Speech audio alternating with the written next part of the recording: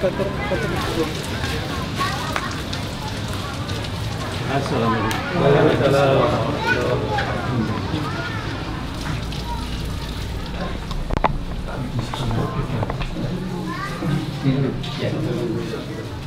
Langsung di sini nih.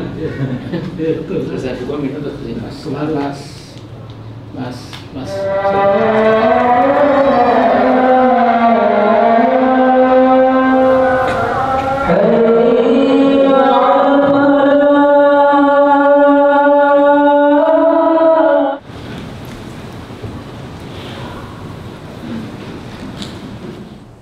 Assalamualaikum warahmatullahi wabarakatuh. Alhamdulillahirabbil alamin. Wassalatu wassalamu ala asyrafil anbiya'i wal mursalin wa ala alihi wa sahbihi ajmain. Amma ba'd. Saya pertama-tama ingin menyampaikan kegembiraan saya, mungkin bahkan juga kebahagiaan saya melihat jamaah sholat tarawih di Masjid Syuhada kita ini penuh, bahkan mungkin sampai di serambi kanan kiri barangkali. Mengapa? Tahun lalu saya juga memberikan kultum di masjid kita ini, yang datang seingat saya kurang dari separuh, bahkan yang sedikit memprihatinkan, waktu itu banyak sekali anak-anak muda yang justru beramai di kafe-kafe kopi dan lain-lain. Nah, paling tidak saya bisa menyimpulkan ruhul Islam, jiwa keislaman dari umat Islam Indonesia itu alhamdulillah masih kuat berakar. Jadi kalau tahun lalu sedikit redup, sekarang sudah banyak sekali ya. Dan saya lihat juga lebih banyak yang muda daripada yang tua ya. Artinya masa depan agama kita ini insya Allah tetap cemerlang, karena kalau yang ke masjid sebagian besar kaum sudah sepuh, ya seperti saya sudah sepuh sekali, ya. Tapi yang kita lihat di mana-mana di Jumatan, sholat tarawih dan lain-lain, itu kalangan muda amat sangat banyak. Nah, karena waktunya pendek, saya ingin menyampaikan bahwa tujuan pokok dari ibadah puasa kita 1 bulan di bulan Ramadan itu agar kita bisa mencapai derajat al-muttaqun atau al-muttaqin. Kalau marfu subjek itu al-muttaqun, tapi kalau mansub itu al-muttaqin. Nah, jadi perhatikan dalam Al-Baqarah 2 ayat pertama, yaitu alif lam mim dzalikal kitabul la raiba fihi hudal lil muttaqin. Jadi alif lam mim hanya Allah yang mengetahui maknanya. Kemudian ini kitab tidak ada sedikit pun keraguan di dalamnya, dan dimaksudkan sebagai hudan, sebagai hidayah, sebagai pedoman hidup, sebagai guidance of life. Buat siapa? Buat orang-orang muttaqin.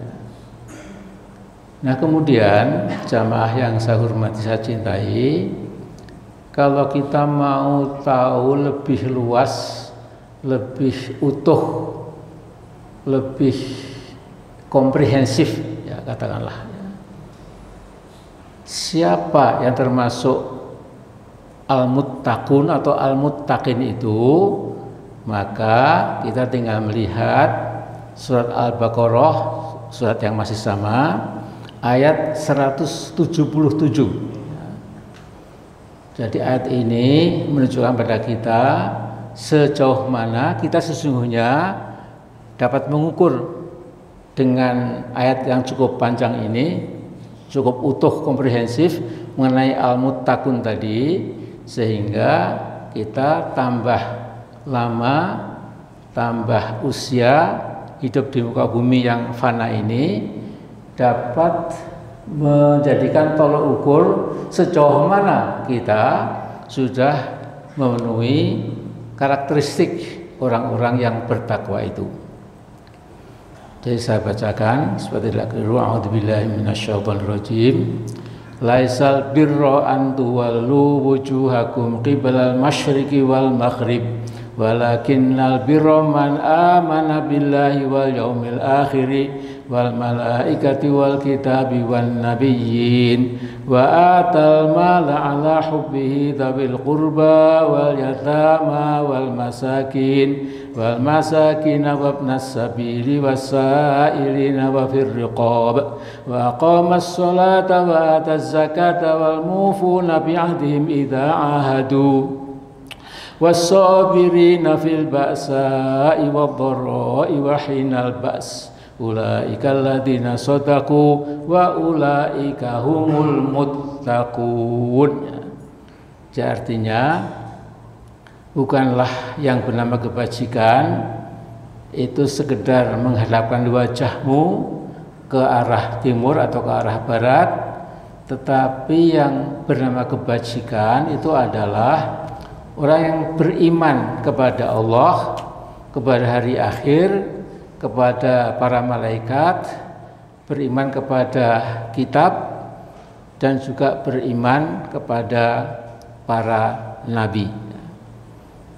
Kemudian berikutnya lagi, orang bertakwa itu adalah orang yang membelanjakan harta yang dia masih senangi, dia masih cintai, itu diberikan kepada kaum kerabat al-qurba, wal yatama, anak-anak yatim, wal masakin, orang-orang miskin, wabnas sabil, orang-orang yang dalam perjalanan yang putus dari rezeki dan lain-lain.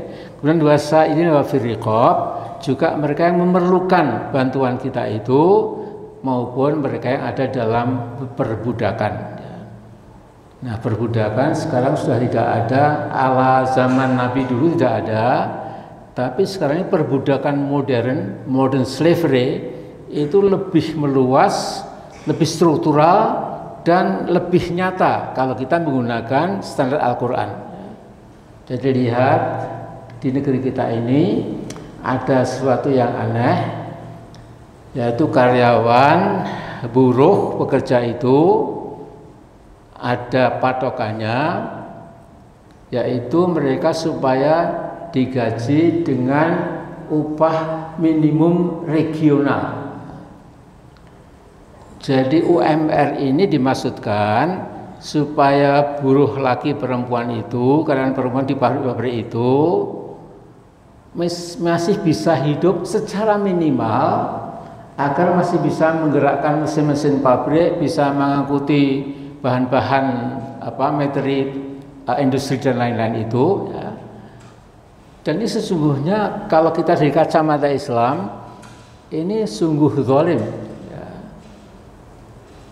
Apalagi di Indonesia ini yang namanya komponen upah buruh itu mungkin tidak sampai 10 atau 12% dari harga total produksi itu.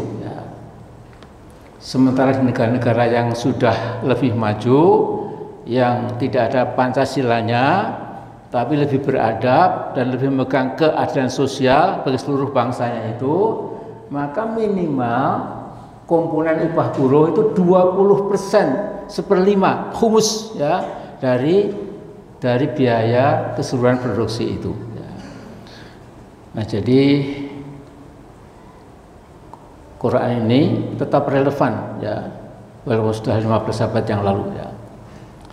Kemudian juga diberikan, ya tadi sudah diberikan kepada anak yatim dan lain-lain. Kemudian wa aqamas shalah wa ataz zakah, yaitu tegakkan sholat, tunaikan zakat. Kemudian wal mufuna bi'ahdim idza ahadu, dan menepati janji apabila mereka sedang berjanji. Ini penting sekali, tanda orang takwa itu menepati janji. Kalau ada pemimpin yang janjinya gede-gede tapi realitasnya itu kosong, nol, ini sesungguhnya ini kena teguran keras dari ayat kita ini.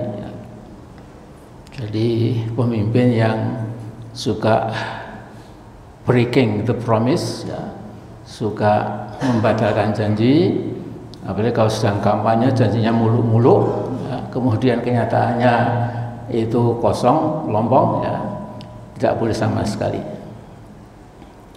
Kemudian juga wasabina fil ba'sa wa dharra wa hinal ba's. Orang bertakwa itu orang yang sabar tatkala ada kesulitan hidup, hardship. Ya. Kemudian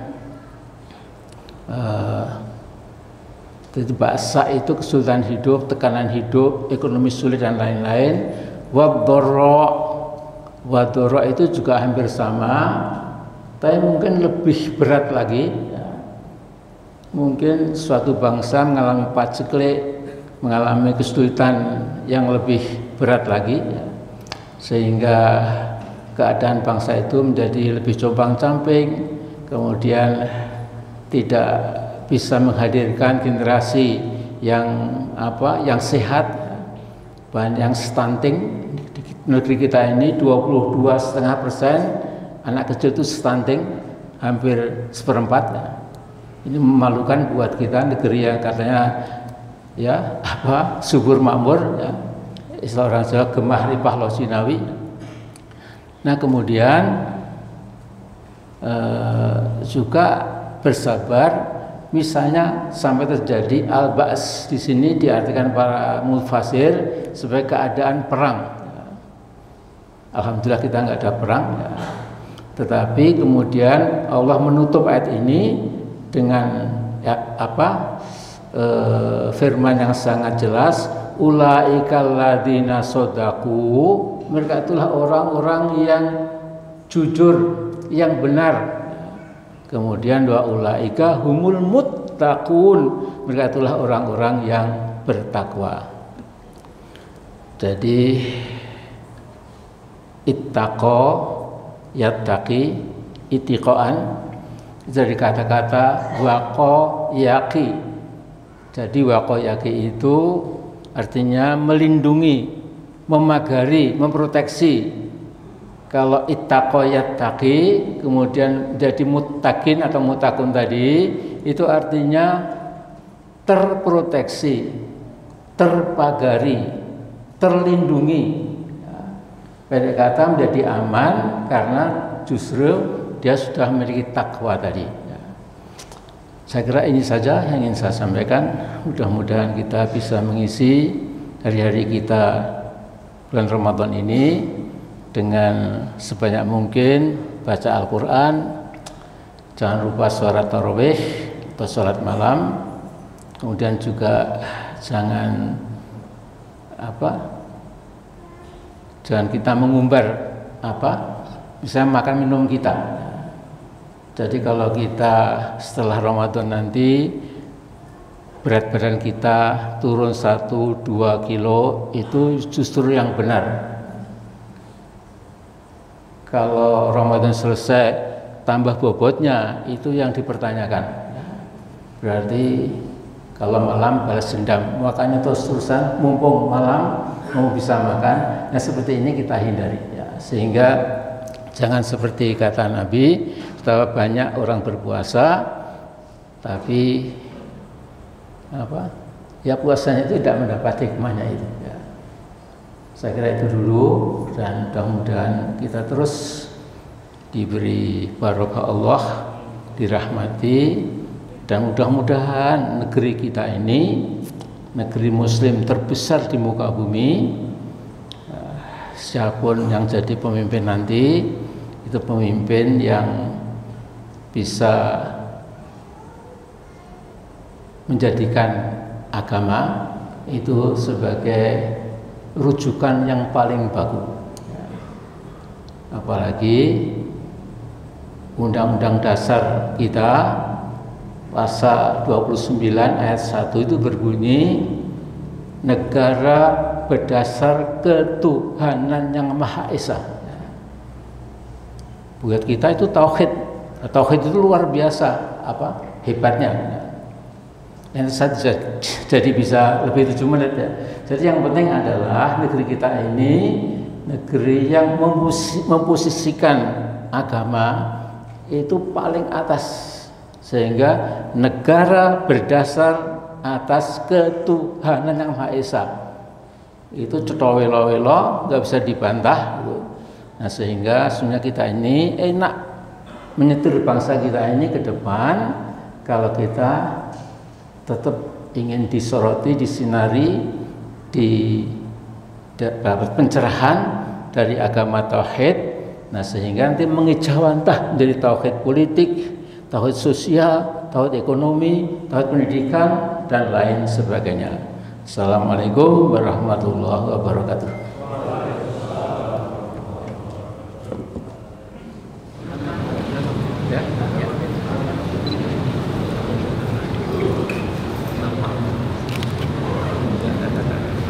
Saya percaya. Nanti dengar ya.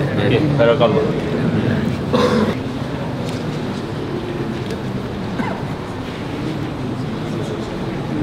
Sehat-sehat ya, Prof. Alhamdulillah.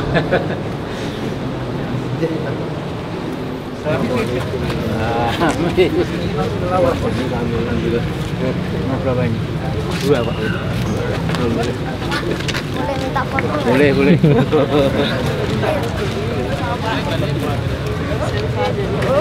Dua, tiga, ya, 1, 2, 3. Alhamdulillah. Sukses semuanya. Ya.